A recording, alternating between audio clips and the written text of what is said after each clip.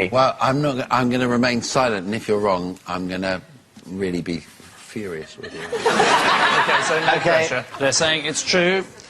Lee? Well, what do you think, Tara? What are we saying? I think it's true. Okay. He mustn't use my plane. I think it's absolute rubbish. Well, I'm going to go with Tara because if she knows about moving weather, I'm going to go with that. You want to marry me now? Can I just say, hand on heart, without a hint of irony, you are, without doubt, the most frightening person I've ever met.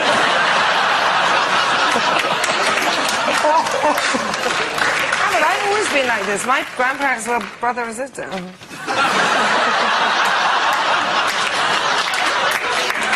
That's more extraordinary than any fact we've had on the show so far. Are you saying it's true or untrue? I'll go with Crazy Lil and say... And say it is. I'll say it's absolutely sniffing well true. Okay, and I can tell you that it is absolutely true. Well done.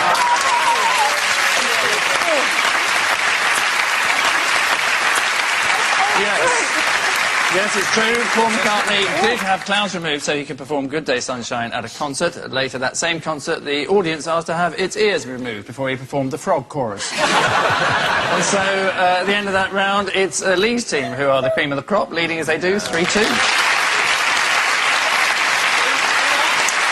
Our next round goes by the strangely decimated title of This Is My. Each of Lee's team will claim to have a close association with our special guest person. Each of David's team will then interrogate, cajole, bully and finally identify the member of Lee's team who is telling the truth. So please welcome this week's special guest person, Dave.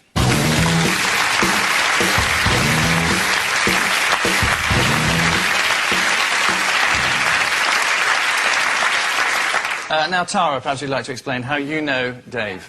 I met Dave in 1990 when I passed out at the top of Mont Blanc because the altitude, the air was so thin, and you very kindly helped me down with the party you were guiding down the peak. So, an heroic mountaineer, thank you. Lee, what's Dave to you? This is Dave. All right, Dave. He's my old boss who taught me how to call bingo. So, a bingo calling instructor. And finally, Dave, your relationship with Dave. This is Dave. He's a mate of mine from down the pub, call him Bestie.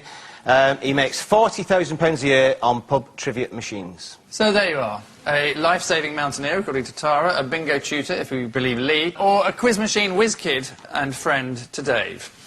David's team. Your call. Let me ask about Mont Blanc. So were you skiing or were you mountaineering? No, I was actually on a photo shoot. I was at the top there, and that's where I passed out because the altitude was so thin, and he helped me down. Where's Dave from? Dave, he can't speak. You can't ask. No, I'm asking you. Where's he from? He's French. He's...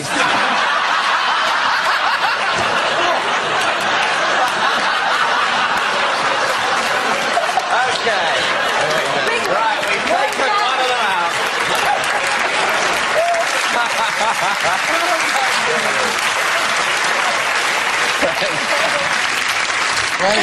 Where was Dave, or Dave? No, or Le Dave. Le Dave. Where was Le Dave, your boss? Dave, the boss, was working in the bingo hall. I wanted to talk bingo. I want to give you some numbers. Do it. Any number you like. What? 86. 86, yes, that's in bingo. Do a bingo call thing after it. 8 and 6. 86. It's not hard. I've got a system for all of them. 8.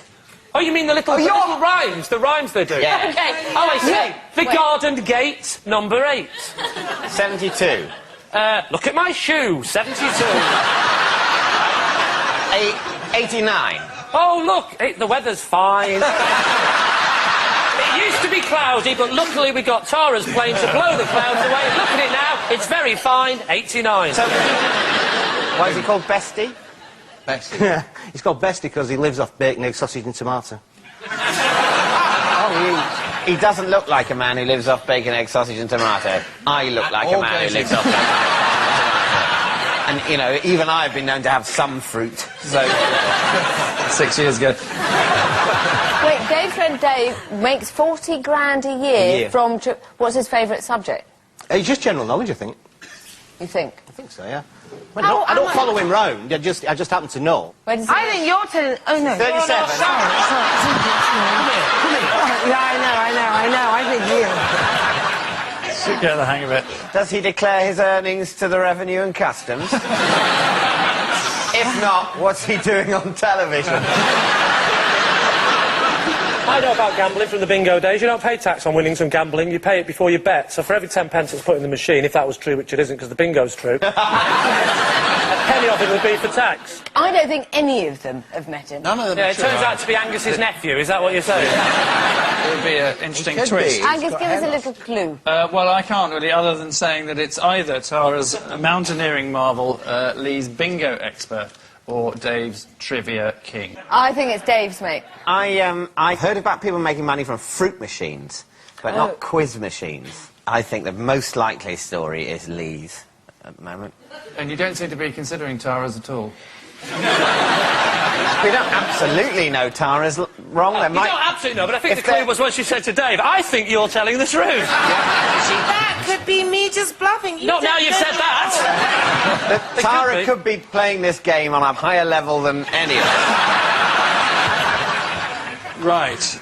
Whatever Well, you say. I'm going to go. Go. I Go think on, it's Lee's bingo calling boss. Dave, special guest Dave, would you like to tell us exactly who you are? I'm Lee's ex-boss, and I taught him how to be a bingo caller.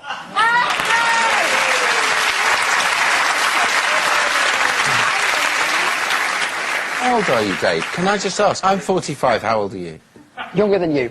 Are you still maintaining that he's not telling the truth? You think in a minute, if you interrogate him enough, he's going to break down and go, "Oh, I knew I could not keep this up. I have been a fool. Many thanks, David. Many thanks to Dave Howard there, Lee's bingo calling teacher. The main skill of a bingo caller is to keep a smile on your face at all times, even as you're overwhelmed by the stench of lavender and urine. So, at the end of that round, a quick glance at the scores tells us that Lee's team, who are starting to flounder hopelessly, struggling as they are, 5-3.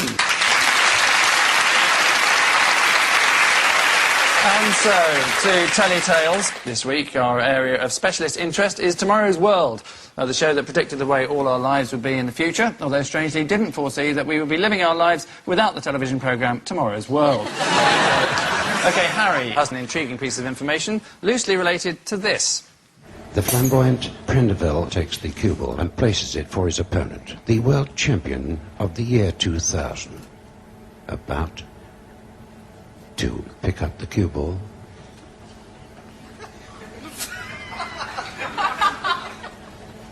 Our champion is, in fact, not yet switched on. Well, we appear to... Nothing appears to be happening. Let me introduce, first of all... Oh, wait a minute. And the opponent's back at it. He's in for a big break. Takes the cue and the red into the bottom pocket.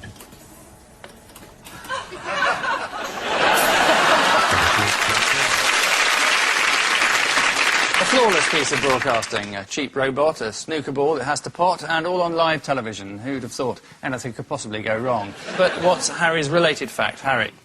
One episode showcased a toaster connected to the internet that burned a weather forecast into your toast.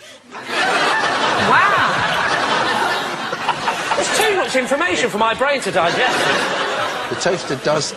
It dials up the internet and your toast pops out with a cloud, sun or raindrop symbol on it. I think Oh, it's it's so symbol on the ridiculous. toast, right. I mean, I'm guessing that, you know, sailors aren't using it, are they? There's a big thing we've got to get right with the weather, otherwise we could all die. Don't worry, check in on the old World Service. No. I've got a toaster. Little sun symbol. Let's get out there. Never seen again. Yes, I mean, not a very detailed weather forecast. Yeah, this sounds like an ITV weather forecast, what I'm hearing. Sunny! Not sunny! Sponsored by Powergen.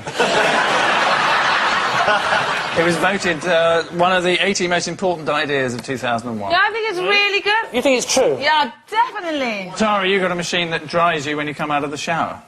Yeah, I do actually. How do you know that? The Filipino boy told him. It's a what? It's just air. It just counts like a whole room. It just air you. Well, most people have stand there. air in their bathrooms. Hey, what's the it's problem very with towels? unhygienic to dry with towels, apparently. Right. How many people die